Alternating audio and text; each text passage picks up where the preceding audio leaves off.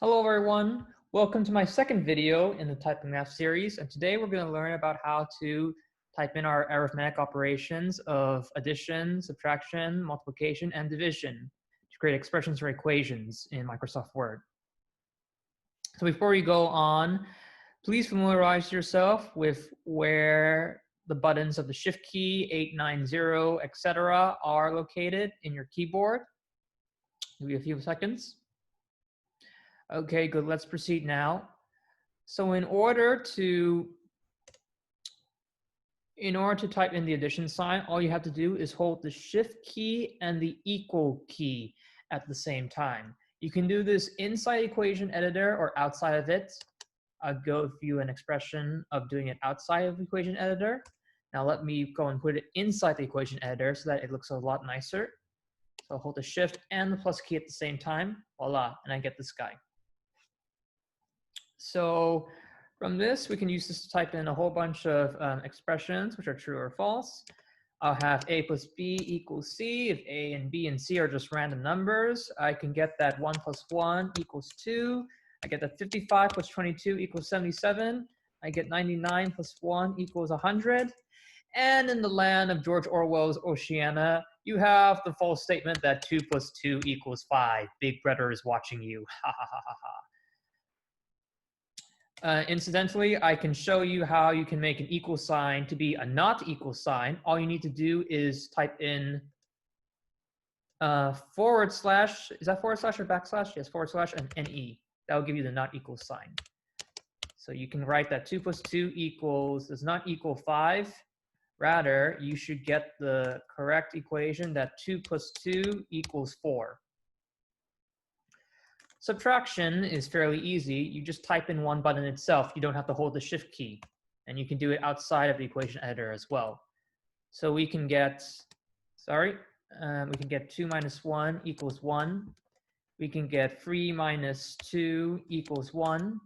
Get 100 minus 1 equals 99. 77 minus 11 equals 66, and so forth. Now, multiplication is a bit of a trickier beast because there are, as you can see here, 4 different ways you can write it down. The most pertinent way, and let me quickly change the order. I have the census written on.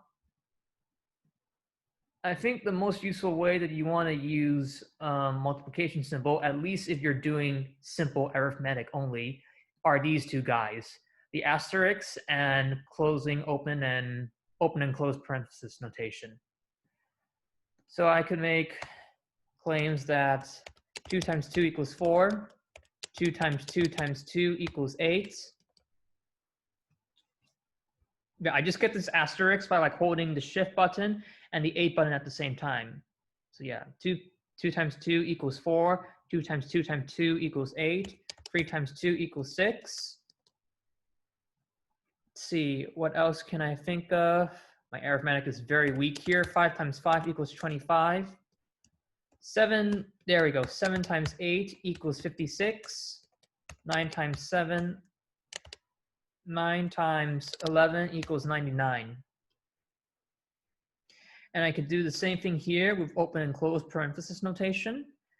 All I have to do to create a open left-hand parenthesis is hold the Shift and the 9 key down at the same time. So let me do one in a step. I have a 9. Then the next thing to do is I type in the A.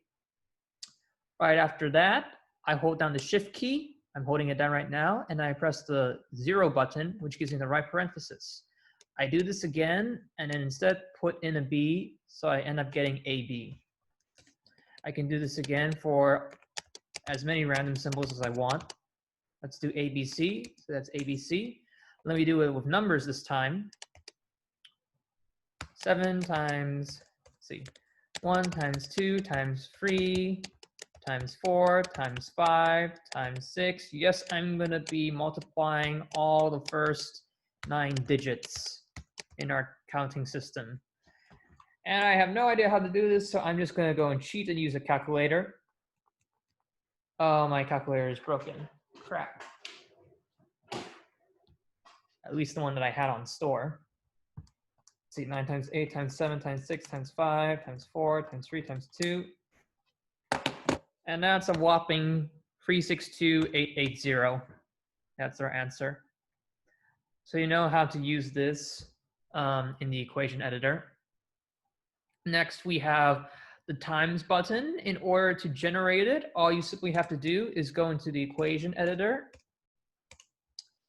and write down / times, and voila, you get your cross symbol multiplication, which is really not useful for multiplication anymore. However, as I have noted over here, this cross symbol is very useful in vector analysis when you're dealing with linear algebra or vectors in general, when you have to go and define the cross product, which says that if you get a vector and you cross it with another vector, you get a vector that's perpendicular to both. So it's not useful for arithmetic or high school algebra. It is useful for vector algebra, though. So keep in mind how to type the symbol out. And let me just type this out for a bunch of things. I'm just going to write A times B times C times D times E. And if I had more careful and had more time, I would go and bold these letters, because in certain vector conventions, you bold letters to indicate that the entities you're dealing with are vectors. Similarly, you can do the same thing with a dot symbol, and that is useful in vector algebra if you're wanting to write out dot products, which means you get a vector. Dot product is an operation where you apply a vector to a vector, and then you end up getting a scalar or a number, essentially. So I can type in a bullet B equals 8, following a dot product. Or I could just keep making a chain like I did over here. A bullet B, bullet C, bullet D, bullet E. And here's the thing, in order to make the symbol register, every time I type in the /bullet or the /times, I have to press the space bar right away. That will make the equation editor accept, understand the symbol, and then proceed in the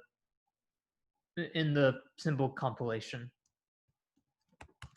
So bullet, and now I press the space bar, boom, get this. And finally, we have division.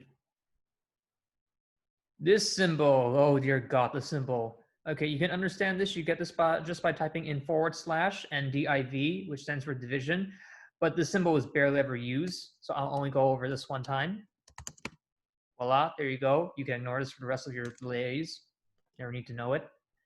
The general way on how to go and type in division is, of course, using the \bar. Is creating a fraction and using the \bar, and then closing and opening and closing it with your parentheses. So I would hold in the shift button and the 9 button down at the same time to create the left parenthesis. I then press A, then \B, voila, I get this. And then I can type in and get equals C over D. And then if I want to go and like cross multiply this, well, that's the same thing as AD times BC. So here's a reason why using parentheses is kind of crucial. Division is not commutative. Division is not commutative. That means the order that, in other words, the order you arrange your symbols does matter. So it becomes very important when you have to deal with something as simple as, this is dealt with a lot in higher elementary algebra courses, compound fractions, dividing a fraction by another fraction. From this notation, it's not quite clear what order I divide these things in. I could be dividing the A first by the B, or I could divide the B first by the C, or the C by the D first. And then I divide everything there. So it's really ambiguous notation if you do not have your parentheses. This only becomes more clear if you have this.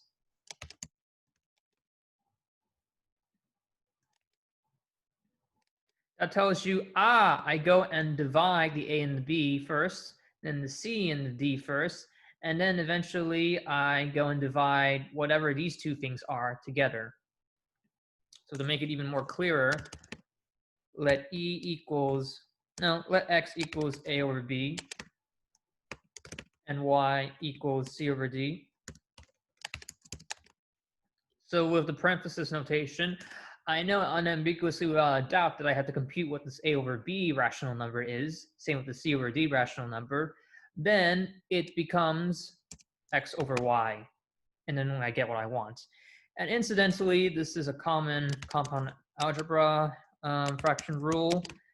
Another way you can write this out, I can redefine it as multiplication of two fractions. It's the same thing as A over B times D over C. You basically take the denominator fraction, you flip the numerator and denominator around, and then you multiply them together. And that's it. So those are the main symbols that you're dealing with. What am I missing? I should probably give a numeric example. Let's do that. 8 divided by 2 equals 4. 5 divided by 5 equals 1. 49 divided by 7 equals 7. And I want one with like 2 factors. 6 divided by 2 equals 3.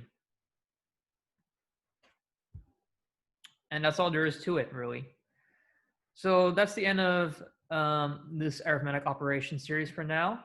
If you have any questions or concerns on how I can better improve the quality of the video, please feel free to drop them in the comments.